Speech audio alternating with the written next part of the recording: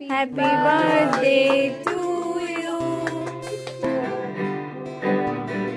এবছরের জন্মদিনটা ছিল একটু অন্যরকমই, তাই ভাবলাম তোমাদের সাথে একটু শেয়ার করে নিই যে সারাদিন আমি কি করলাম। ঘুম থেকে ওঠার পরেই মা বাবা বোন আমাকে জন্মদিনে উইশ করলো, তারপরেই বাইক নিয়ে বেরিয়ে পড়লাম মন্দিরের উদ্দেশ্যে। আর মায়ের জন্য একটা ফুল এবং একটুখানি মিষ্টি আমি কিনে নিয়েছিলাম।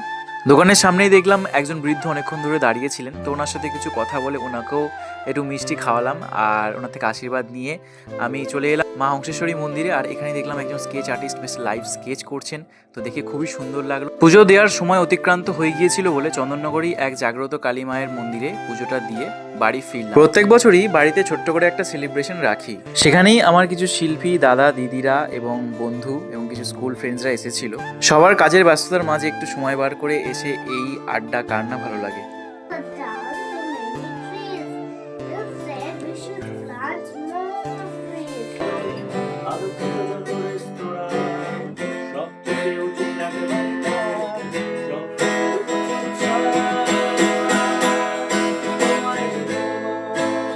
Pinari pala silpon parabo palabo ma.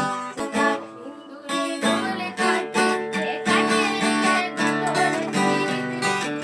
সজলদা আর দিশা তাদের পারফরমেন্সের মাধ্যমে বেশ আড্ডাটাকে জমিয়ে রেখেছিল।